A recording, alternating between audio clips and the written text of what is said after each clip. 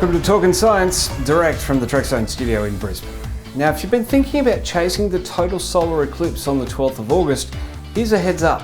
The eclipse occurs very low on the horizon in Spain. In some locations, just 2 to 5 degrees above it. That means terrain, buildings, and even distant clouds hundreds of kilometres away could block your view. It's not enough to just be in the path of totality. Location scouting really matters for this one. Meanwhile, NASA has officially declared its MAVEN Mars orbiter lost, more than 6 months after the spacecraft fell silent following a December anomaly. MAVEN operated for over a decade, 10 times its planned lifespan, and fundamentally changed our understanding of how Mars lost its atmosphere.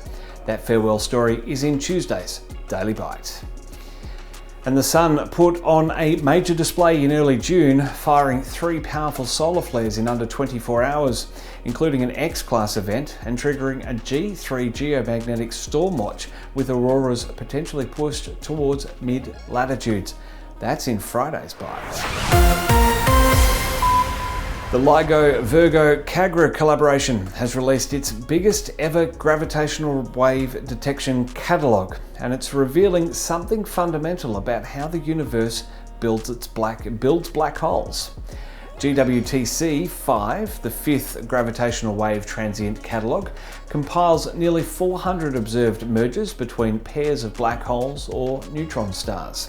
Gravitational waves are ripples in space-time produced when massive objects spiral together and collide. LIGO detects them using kilometre-scale laser interferometers so sensitive they can measure displacements smaller than the diameter of a proton. Monash University and Osgrav led the Australian analysis. Project lead Dr. Sarahan Banagiri found clear evidence for multiple distinct subpopulations, effectively different cosmic assembly lines. The first is classical. A massive gas cloud collapses to produce 2 stars that both become black holes.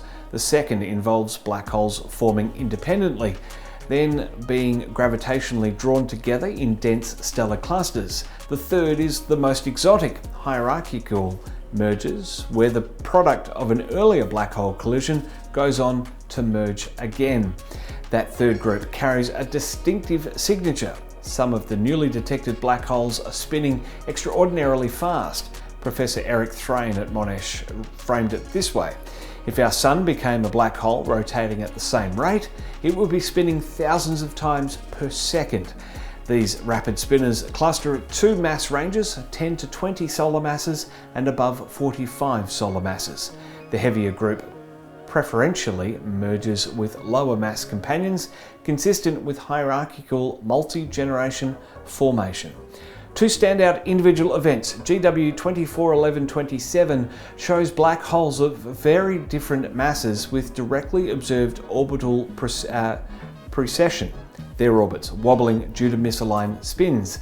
And GW 240615 achieved the best sky localization of any gravitational wave event detected to date.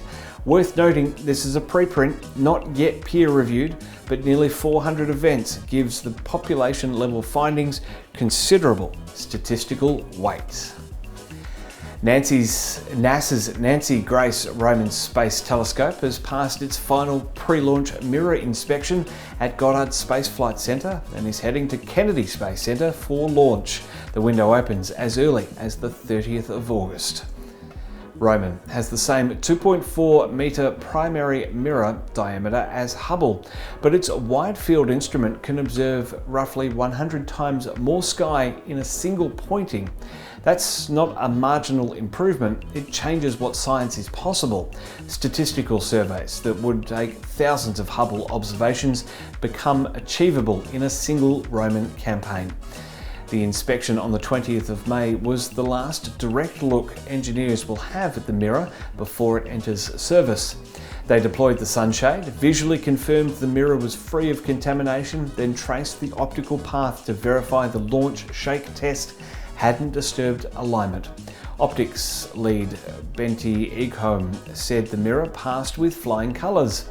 Roman's science program is broad, mapping dark energy through large-scale structure surveys, studying dark matter via weak gravitational lensing, and conducting the largest microlensing exoplanet survey ever attempted. Microlensing uses the brief brightening of a background star when a foreground planet passes in front of it. It's sensitive to planets at orbital distances where transient surveys have gaps. JWST probes the universe in extraordinary infrared detail through a narrow field. Roman will add wide-field optical and near-infrared reach. Together they represent a remarkable era of space-based astronomy. A meteorite sitting in a collection since 2019 has turned out to carry evidence of a planet that no longer exists. A world that may have rivaled the Moon in size, destroyed in a violent early solar system and leaving almost nothing behind except this single fragment recovered from the Sahara Desert. NWA 12774 is an angrite, one of only 68 known among more than 80,000 meteorites recovered on Earth. Angrites are among the oldest volcanic rocks in the solar system, formed more than 4.5 billion years ago. Their unusual chemistry, notably low silica content, had long puzzled scientists who assumed they came from a small asteroid. Aaron Bell from the University of Colorado Boulder found something that changed that picture. Inside NWA 12774 were clinopyroxene crystals, unusually rich in aluminium, a pressure signature. The team calculated those crystals required at least 17,500 bar to form. Now that's more than 17 times the pressure at the bottom of the Mariana Trench. A small asteroid can't generate that. Gravity isn't sufficient. So the crystals also preserved fine structural features that would have been obliterated by prolonged heating deep inside a large body, which means they formed at shallow depth. And a shallow depth at that pressure means the body needed to have been even larger to generate those conditions near its surface. The modelling indicates a radius exceeding 1,800 kilometres, comparable to the Moon. Bell said that the world was probably destroyed in one of the catastrophic collisions that regularly reshaped the young solar system.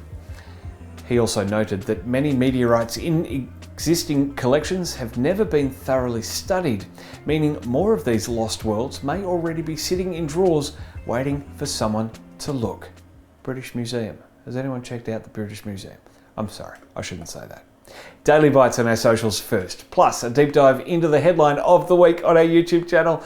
Don't forget, the Trekzone app is now available. Jump onto Trekzone.org. It'll give you the prompt to download the app. It's a web-based app, but it still gives you the functionality like a true mobile device app would.